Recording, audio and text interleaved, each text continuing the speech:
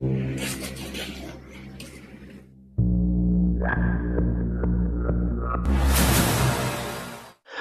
मित्रांनो, माझं नाव श्री आहे. आणखी एका हॉरर कथेमध्ये तुमचं स्वागत आहे. आजच्या कथेचं नाव आहे अश्विनी.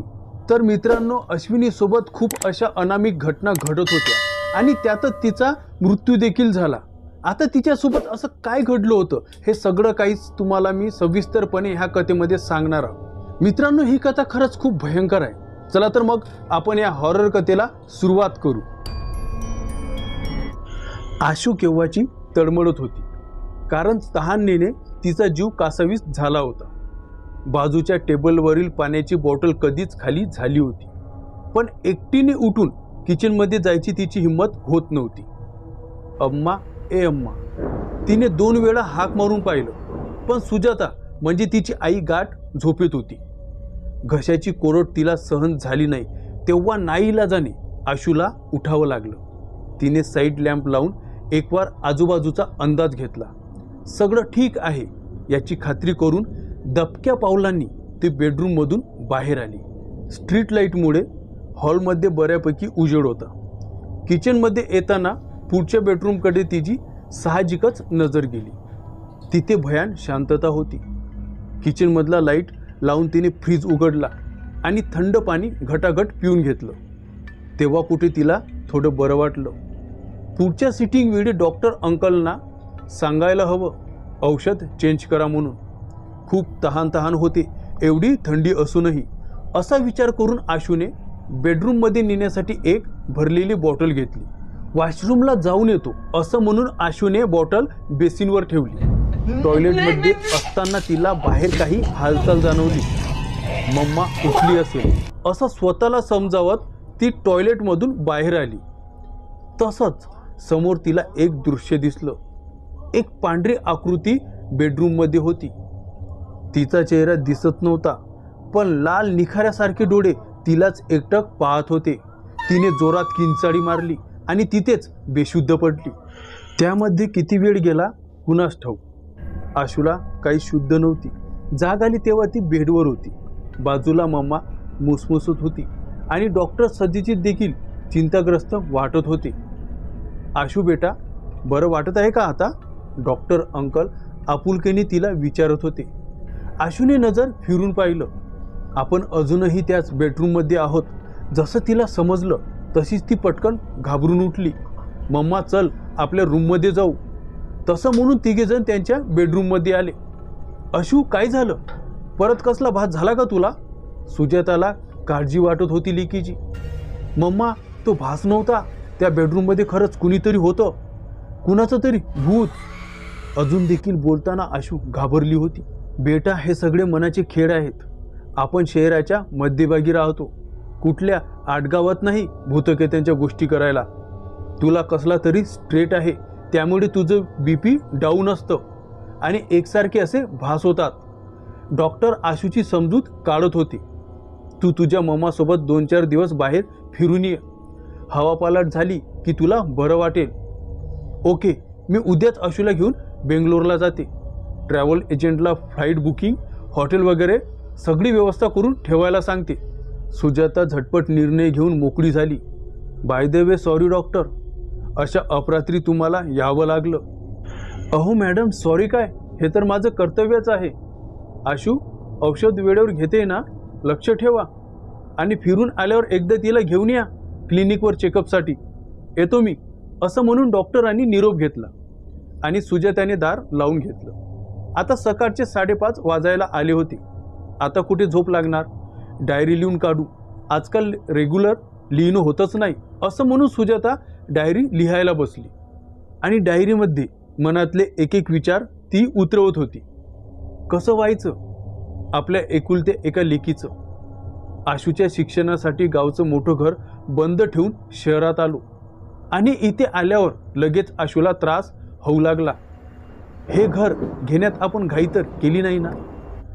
आशू म्हणते, तसं असेल काही ह्या जगात जे फक्त तिलाच त्रास देत आहे? आशू हॉस्टेलवर राहते अशी म्हणाली होती.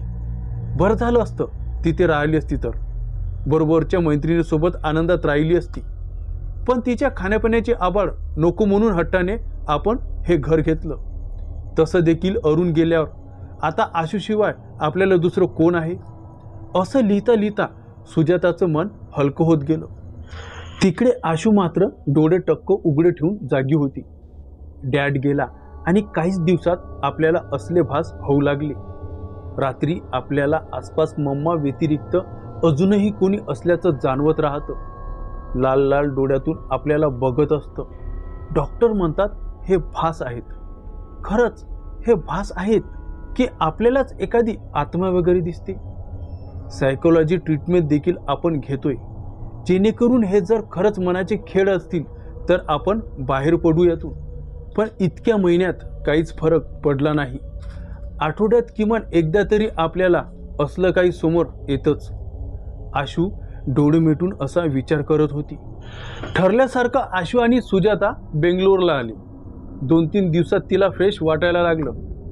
चल आशू, थोडं शॉपिंग करून येऊ, सुजाता लेकीला आग्रह करत होती. नको मम्मा, तूच जाऊन ये, मी थोडं वाचन करत बसते, असं म्हणून आशू हॉटेलवरच थांबली.